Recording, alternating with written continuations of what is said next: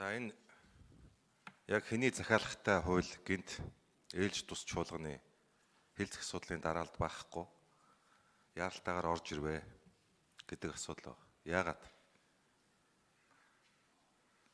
Ерөнхий шүүгчид, улсын дээд шүүхийн ерөнхий шүүгчид танхимын бүрэлдэхүүнийг батлах хооронд нь сэлэх эрх өгөх гэж байна.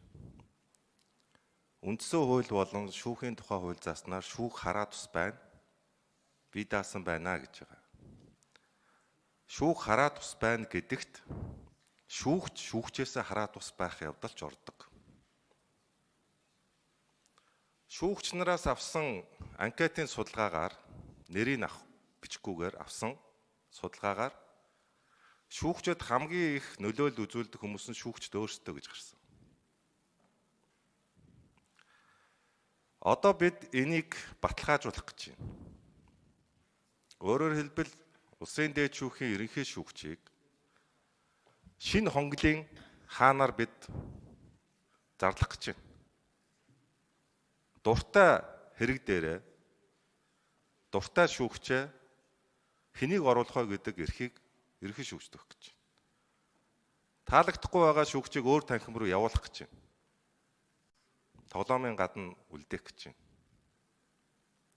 Шүүхийн тухай хуульд өнөөдөр хүртэл явж ирсэн хууль жишг бол тухайн шүүгч ямар хэргийг шийдэхийг ерөнхий шүүгч мэдэхгүй байх зарчмыг бид суулгаж ирсэн. Өөрөөр хэлбэл цахимаар суглаа байдлаар хэргийг хуваарлж явж ирдэг. Энэ бол тухайн хэрэгдэх шүүгчийн нөлөөллийг хараат байдалд оруулахаас сэргийлдэг гол үндслэл. За энийг хамгийн оройн дээр байгаа улсын дээд шүүхтээр нь авч явах гэж байна. Энэ юунд бэлтгэхэд байгаа юм бэ? Ямар хүмүүсийн одоо асуудлууд дээд шүүхтээр удахгүй очих гээд тэнд хонгол үүсгэх гээд байгаа юм.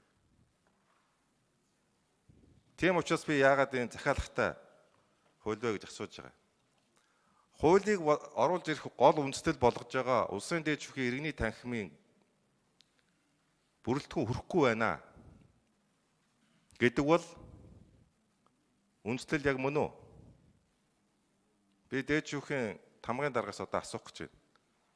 Улсын дээд шүүхийн иргэний танхим яг одоо хуралдаж байгаа юу? Хууль санаачлагч бол эрт сүрэхгүй хуралдаж чадахгүй байгаа гэж энэ хуулийг оруулж ирсэн. Миний ойлгож байгаагаар улсын дээд шүүхийн иргэний танхим 8 шүүгчтэй. Үүнээс 5 шүүгчийг ерөнхийлөгч түтгэлзүүлээд 2-ыг нь буцаад сэргээсэн. Нийтдээ сүүлийн жилд ерөнхийлөгч 8 шүүгчийг түтгэлзүүлчээ буцаад сэргээсэн. Үүний ажилгүй байсан хугацааны цалин 220 сая төгрөг болчиход байгаа. Энэ их усүрийг шийдэх хуульч байхгүй хөрөнгө нь хаанаас шийдэхин ч мэдэхгүй байгаа. Одоо иргэний танхим 5 шүүгчтэй болцсон гэж би ойлгож байгаа. 5 шүүгч гэдэг бол улсын дээд шүүхийн иргэний танхим хэрэгээ хянан шийдвэрлэх хангалттай бүрэлдэхүүн. Хангалттай бүрэлдэхүүн байж байхад яагаад энэ хууль дээр иргэний танхим эрт сүрдэхгүй байгаа, бүрэлдэхүүн хүрэхгүй байгаа, хуралдаж чадахгүй байгаа гэдэг бод байдлаас ташаа худлаа мэдээллээр улсын их хурлд хууль санаачилж оруулж ирж байгаа юм байна гэсэн асуулт байна.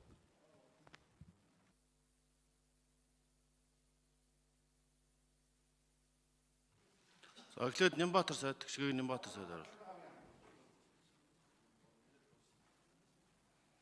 За би гишүүдэд бас зөв мэдээлэл өгье. Энэ гинт орж ирээгүй.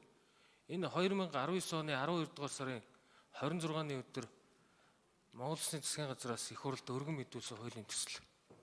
Энийг өнгөрсөн парламент хилцэх гэж байтал шинэ шүүхийн тухай хуулийг их хурлд өргөн мэдүүлсэн.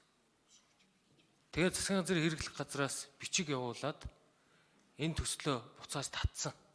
Өөрөөр хэлбэл энэ 4-5 сарда амжаад шүүхийн тухай хууль батлагдах юм боломжтой гэж үзэж төслөө татсан. Эргээд одоо шүүхийн тухай хууль батлагдах хүртэл 10-11 дэх сар ингээд бүхэлдээ дамнаж хууль хүчин төгөлдөр болоход тодорхой хугацаа орж байгаа.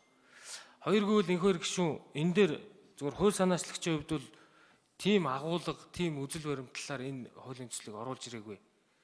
Энэ маш олон мянган иргэдийн эд хөрөнгийн маргааны асуудал эцлэгдэхгүй байгаа.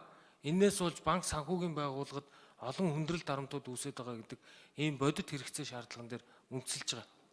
Хоёр гэвэл 5 шүүгчийн бүрэлдэхүүнтэй хяналтын шатны шүүх хуралддаг. Хэргийн оролцогчид хэн нэг шүүгчээс эсвэл бүрэлдэхүүнээс татгалзсан тохиолдолд өөр шүүгч болон өөр бүрэлдэхүүний нөөц байхгүй. Одоо энэ танхимын бүрэлдэхүүнийг шинээр батлах замаар хоёр бүрэлдэхүүнээр энэ түгжирлээс гарыг хоёр бүрэлдэхүүн зэрэг маргаан хянан шийдвэрлэх ажиллагааг зэрэг явуулж энэ 2400 хэргийг одоо барж дуусгая гэдэг л ийм агуулгаар энэ өнөөдрийн нэмэлт өөрчлөлт орж байгаа. Бид 10 дугаар сард шүүхийн тухай хуулийг хамгийн түрүүнд хэлцэх асуудлын дараалд оруулж тэр үндэсний аюулгүй байдлын зөвлөлийн 3 гишүүний шийдвэрээр шүүгчдийн бүрэн эрхийг төдөлзүүлэх зөвлөмж гаргадаг. Энэ танхим сэлгүүлж хэрэг хянан шийдвэрлэдэг бусад асуудлаа шинэ үндсэн хуулийнхаа үзэл баримтлалын хүрээнд эцлэн батлуулах ийм шаардлага байгаа. Хууль бол өөрөө ард түмний хүсэл зоригийг илэрхийл. Тэр 10,000 хүний эрх ашиг гэдэг нь өөрөө ард түмний хүсэл зоригийн нэгэн хэсэг. Өдөрт шийдвэрлэж байгаа хэргийн 20 хэрэг шийдэж байгаа. Та бүхэн энэ статистикийг бас энэ наран бүрэг дараагийн миний дараа хариулахад хэлнэ үз. 85 дугаар микрофон, 89 дугаар микрофон наран бүрэг дарга. Наран бүрэг улсын дэжих энэхүү гишүүний асуултанд хариулъя. За сая Нямбатар сайд бас хэллээ. Энэ асуудал бол гинтхэн өчтөр уржтар ингээд шийдэгдээд орж иж байгаа асуудал биш. 2019 оны намар улсын дээдчүүхийн иргэний иргэн танхим 3 шүүгчтэй байсан. За энэ үед бол шүүн заслах ажиллагааг хяналтын шатны журмаар хэрэгжүүлэх ямарч боломжгүй буюу бүрэлдэхүүн хүрэлцэхгүй байсан.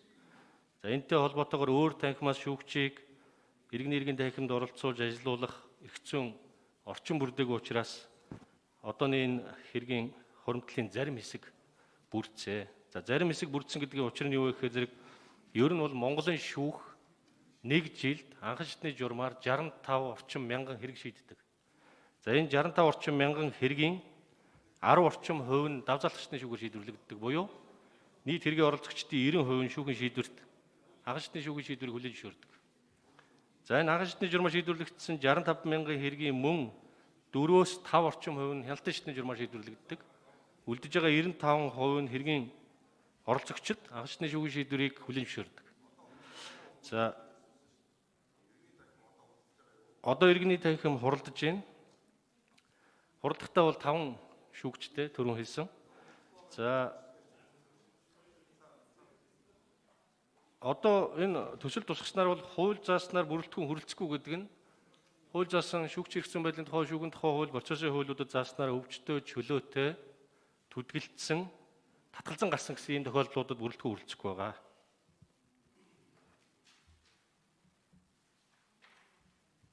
За иргэншин бүх чулууны бүрэлд орж.